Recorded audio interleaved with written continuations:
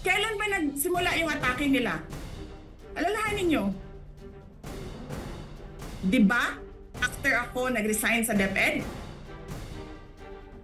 Kailan ba nagsimula yung pambabastos nila? Last year. After that meeting with the Makabayan Black and Martin Romualdez.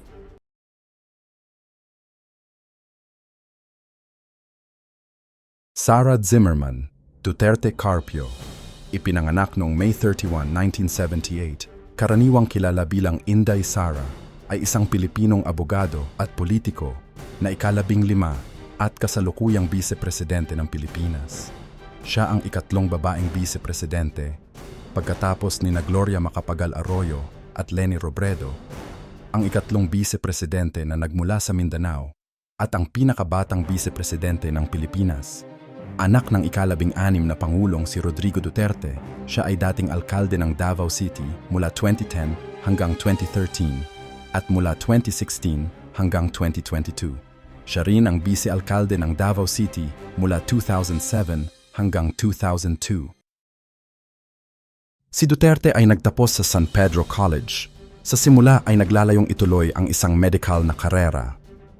Nag-aral siya sa San Beda College of Law at kalaunan ay nagtapos sa San Sebastian College, Recoletos. Siya ay nahalal bilang vice-alkalde ng Davao City noong 2007 bago tuluyang nahalal bilang alkalde ng lungsod mula 2010 hanggang 2013. Humalili sa kanyang ama at naging pinakabata at unang babaeng alkalde ng lungsod. Pagkatapos ng kanyang unang termino, nagpahinga siya sandali, bumalik sa politika noong 2016 matapos mahalal muli bilang alkalde ng Davao City at muling nahalal noong 2019. Sa kanyang ikalawang panunungkulan bilang alkalde, sinimulan niya ang mga programang Biyaheng Duterte at Peace 911 sa lungsod. Gayon din ang pangangasiwa sa pagtugon sa COVID-19 pandemic ng pamahalaang lungsod.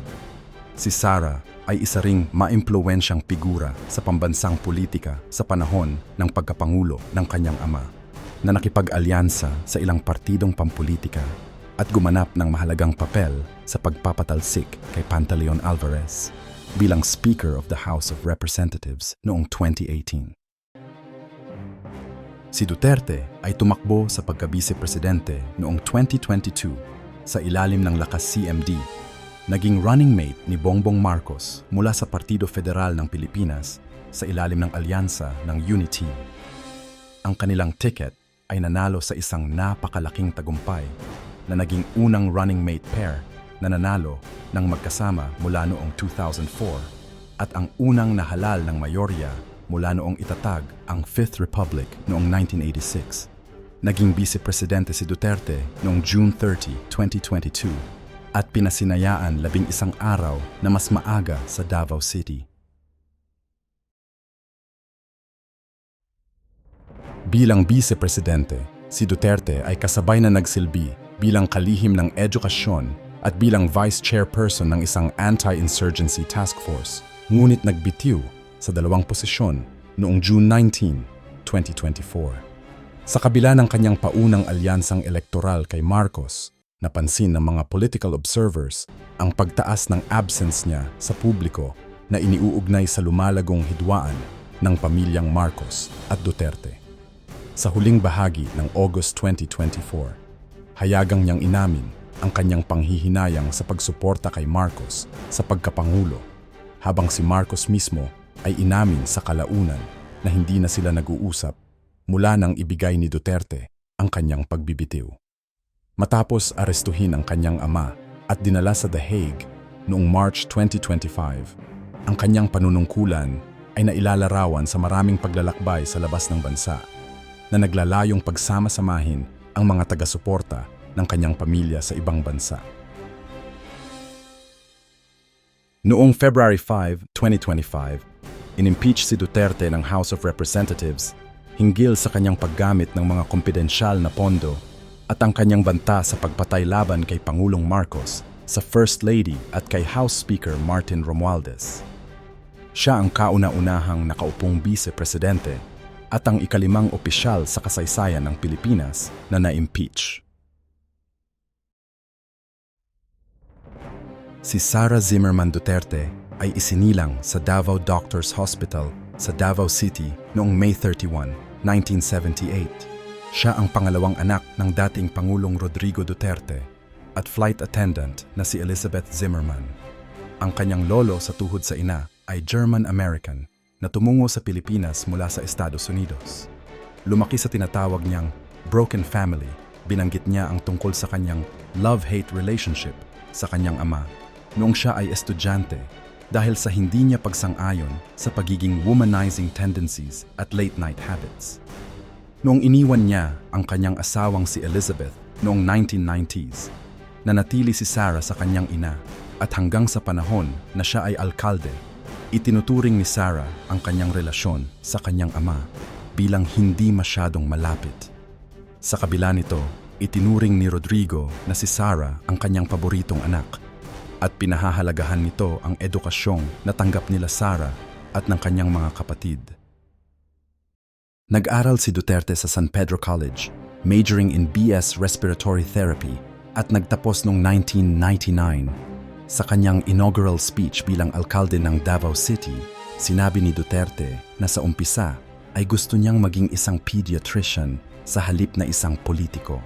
Pagkatapos ay kumuha siya ng law degree mula sa San Beda College, ngunit lumipat sa San Sebastian College, Recoletos, kung saan siya nagtapos noong May 2005. At nang taon ding iyon, pumasa si Duterte sa Philippine Bar Examination.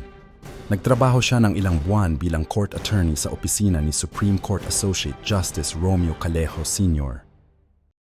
Inamin Rodrigo Duterte na sa simula ay pinipigilan niya ang kanyang mga miyembro ng pamilya na pumasok sa magulo at mahirap na mundo ng politika.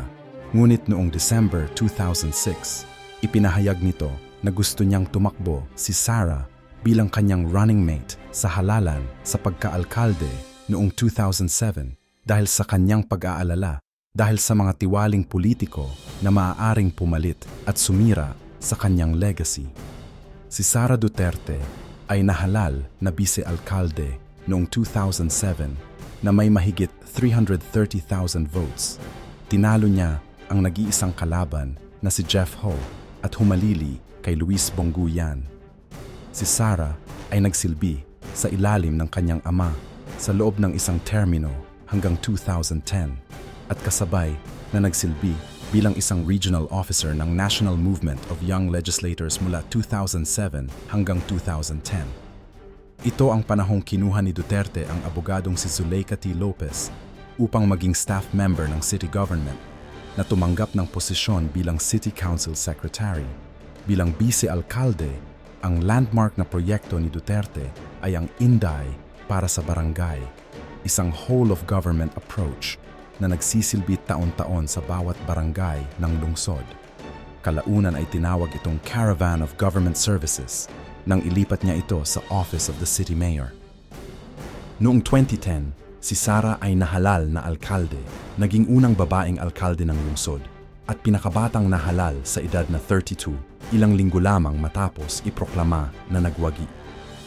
Nanalo siya laban kay House Speaker Prospero Nograles, ang karibal ng kanyang ama sa politika, sa pangunguna ng 200,000 votes. Naghain ng protesta si Nograles sa Commission on Elections sa Maynila na kumukwestiyon sa resulta at sinabing may sabuatan ang mga local poll officials. Nangangako na kapakipakinabang at maglingkod sa bansa sa lahat ng oras, inako niya ang posisyon na hawak ng kanyang ama na si Rodrigo sa loob ng mahigit 20 years. Matapos italaga ni Duterte si Zuleika T. Lopez bilang City Administrator ilang araw sa kanyang termino, ang kanyang desisyon ay hinamon ng konseho ng lungsod sa pamumuno ni Rodrigo, ang vice-alkalde noon ng Davao City na nangatuwiran na si Lopez ay hindi kwalipikado para sa posisyon. Bilang tugon, binawi ni Sara ang kanyang kahilingan para sa pagsang-ayon ng konseho sa appointment ni Lopez at nagbanta na ihihinto ang pakikipag-ugnayan ng City Hall sa konseho ng lungsod na nagsasaad na ang konseho ay dapat matutong igalang ang kanyang opisina bilang alkalde. Sa kanyang unang termino, nagsilbi rin siya bilang opisyal sa National Executive Board ng League of Cities Philippines mula 2010 hanggang 2013. Noong December 2, 2010, hinirang siya ni Pangulong Benigno Aquino III bilang chairperson ng Regional Development Council Region 11. Siya ang kauna-unahang babae na humawak sa posisyon at ang unang hinirang mula sa sektor ng gobyerno mula noong muling organisahin ang konseho noong 1986. Bilang chairperson, nakita niya ang paglago ng Gross Regional Domestic Product ng Davao Region mula 3.9% noong 2011 hanggang 7.1% noong 2012. Nakakuha ng pambansang atensyon si Sara nang suntukin niya si Abe Andres, isang Davao City Regional Trial Court Sheriff, dahil sa demolisyon ng mga bahay sa Barangay Kapitan Tomas Monteverde Sr., Agdao, Davao City. Nauna na siyang humiling sa korte at sa demolition team na ipagpaliban ang demolisyon. Ngunit tinanggihan ni Andres ang kanyang kahilingan at itinuloy ang marahas na demolisyon na ikinagalit niya. Noong July 11, nagsampa ng reklamo laban kay Sara ang Sheriff's Confederation of the Philippines Incorporated. Noong June 28, 2012, halos isang taon pagkatapos ng insidente, humingi siya ng tawad kay Andres at sa pamilya nito. Noong May 2022, hayagang ipinahayag ni Andres ang kanyang suporta sa Marcos Duterte electoral team.